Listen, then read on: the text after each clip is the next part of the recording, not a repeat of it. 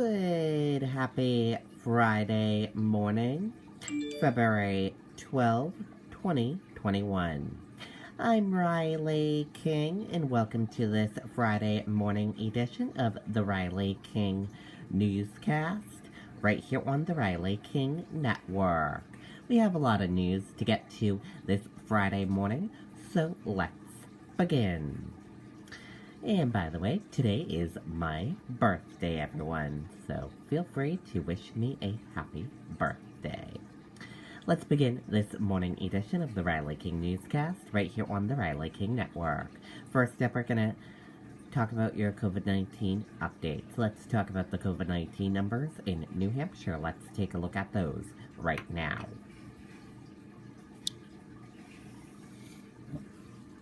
And here is a look at the COVID-19 numbers in New Hampshire right now. There are 69,612 number of people in New Hampshire have tested positive for COVID-19. There are 1,117 number of deaths from COVID-19 in New Hampshire, and 138 current number of hospitalizations for COVID-19 in New Hampshire. And that is a look at your COVID-19 numbers for today. One more Granite Stater dies of COVID-19. Current cases steady. Let's take a listen to that video from WMUR News 9. Winter weather has arrived, and Beltate's Building Supply is here to help you get through it. Shop one of our 9 locations safely, order by phone, or shop online at beltates.com. We offer in-store or curbside pickup and free delivery. Count on Beltate's Building Supply this winter. Now to the current coronavirus numbers in New Hampshire. There have been more than 69,000 confirmed cases of COVID-19. Active cases have dropped to 3,100, and current hospitalizations are down to 142. 1,116 Granite Staters have died since the start of the pandemic. Okay, and there you go on that video and that report. Franklin Pierce University issues shelter-in-place mandate after 18 positive COVID-19 cases in 24 hours. Mandate to last for 10 days. Let's take a listen to that video from WMUR News 9. Winter weather has arrived, and Beltate's Building Supply is here to help you get through it. Shop one of our 9 locations safely, order by phone, or shop online at beltates.com. We offer in-store or curbside pickup and free delivery. Count on Beltate's Building Supply this winter. And also tonight, Franklin Pierce University is issuing a shelter-in-place mandate for its campus in Rindge. That's after 18 new positive cases in just the last 24 hours, bringing total active cases there to 33. The mandate begins at 8 tomorrow and lasts for 10 days. All classes will be remote, and all labs, studios, and the library will be closed. Also, all activities, including athletics, are suspended. Okay, and there you go on that video and that report.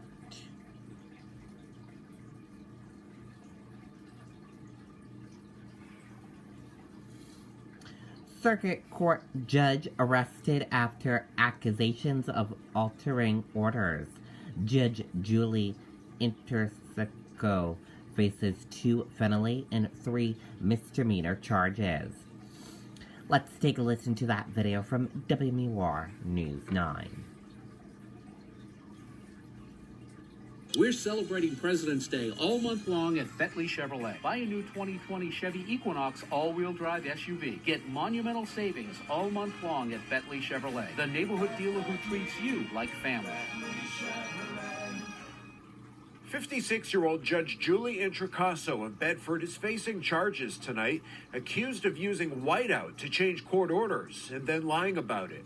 The Attorney General's office began investigating after the state's Judicial Conduct Committee released a report detailing the allegations that stem from a 2019 child custody case.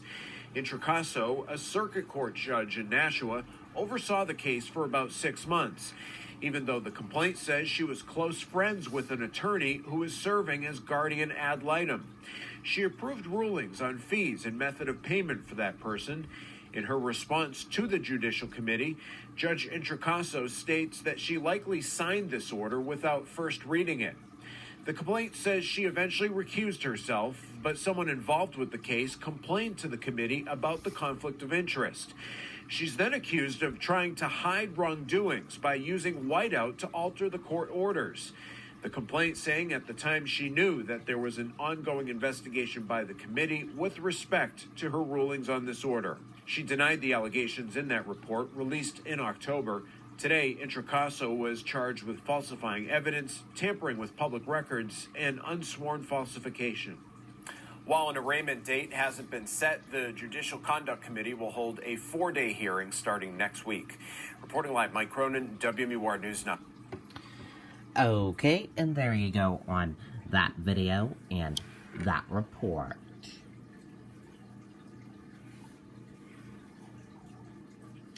IRS warning taxpayers to be aware of unsolicited calls, emails ahead of tax filing season. Scams related to COVID-19 relief on the rise. Let's take a listen to that video from WMUR News 9. Why buy a new Ford from Plymouth Ford?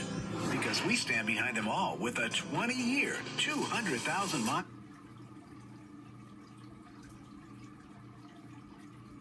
If you get an unexpected call, text, or social media message asking for personal information, beware of who's on the other side. That's the message from the IRS as tax filing season begins. Prevention is the number one thing that I want to stress to the public. This year, the IRS is dedicating 7% of its investigative time to COVID relief schemes. It's going rampant, and the criminals are basically using whatever tech they can to take advantage of the pandemic and people's disaster to try to get economic benefit. Scammers will use all sorts of tactics to get you to give up your personal information. They may say they're from the health department or the IRS, anything to get your name, date of birth, or social security number. And they want to build a profile for the actual person so they can try to get this relief money. What can you do if you get these calls? The IRS says hang up, then call the phone number listed on the agency's official website to ask if they are trying to reach you. We don't make unsolicited phone calls to you to try to get your information. We won't threaten you. Instead, if the IRS is trying to contact you, they would send a letter first, and you can contact them through the General IRS Helpline. If you do become the victim of a scam, you can call the National Disaster Relief Hotline or the IRS. Monica Hernandez, WMUR News 9. Okay, and there you go on that video and that report.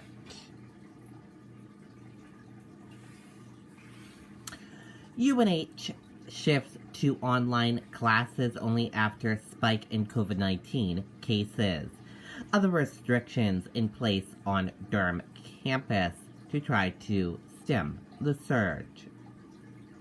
Let's take a listen to that video from WMUR News 9. At Plymouth Ford, we believe in life, liberty, and the pursuit of lower payments. Celebrate President's Day all month long with monumental savings. Less than 2 weeks after a return to classes on the UNH campus, a significant and sustained rise in COVID cases was detected. UNH reported 981 cases July through January, then 239 cases in the past 6 days, 18% of all cases in under a week. The university is now shifting from yellow to its orange mode of operation. All courses move online. Gatherings are limited to 6 people. Students should not visit other housing. And the pilot program to allow some hockey spectators is on hold. The UNH president shared a message on YouTube. The overwhelming majority of the cases we are seeing are from our off-campus students. So I'm urging everyone, but especially our off-campus students, to please follow public health guidelines. I've actually already had COVID. I had it before Christmas. Student Nico Cardini lives off campus. The senior says he had no symptoms. He credits the university's self-testing program for detecting his COVID and sending him into quarantine. There's not many places in the United States right now where you can get tested twice a week and have your result in the same day or the next day.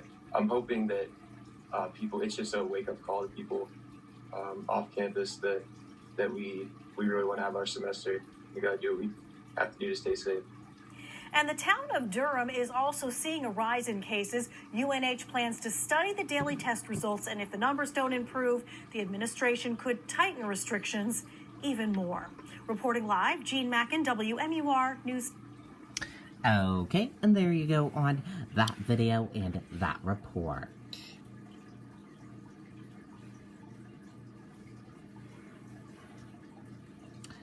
Attorney General's office conduct a review after ballot disparity in Windham. Hundreds of voters change in recount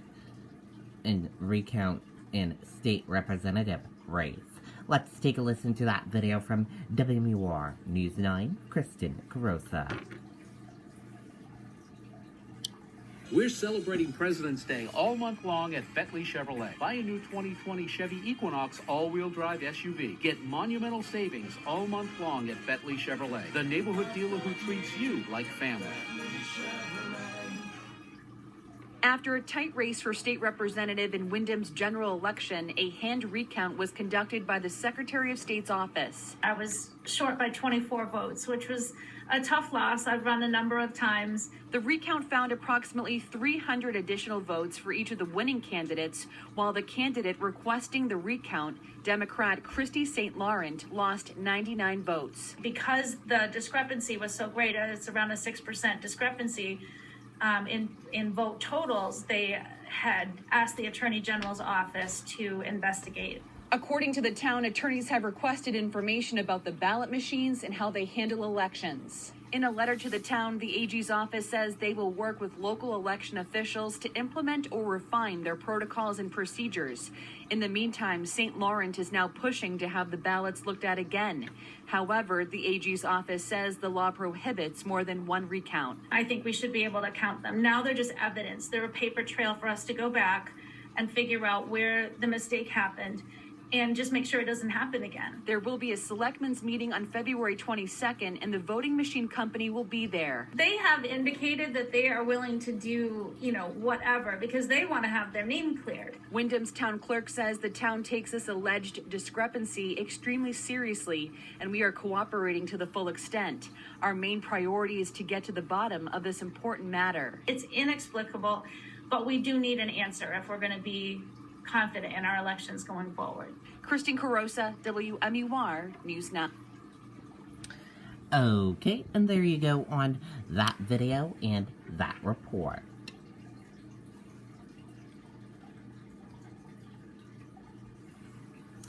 Biden still targeting that goal of 100 days to reopen schools. Let's take a look at this report from Nikki, our Seacoast Regional correspondent for the Riley King Network. And take a look at this report from Nikki.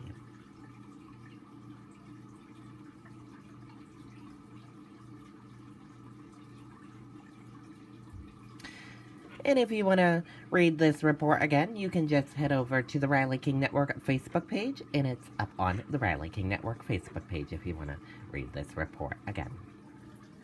And thank you, Nikki, for that report. And that does it for this morning edition of the Riley King Newscast right here on the Riley King Network. I hope you all have a great rest of your day, and I'll see you back here later on today for another newscast. And I'll have news report coming up in a little bit. Goodbye, everyone.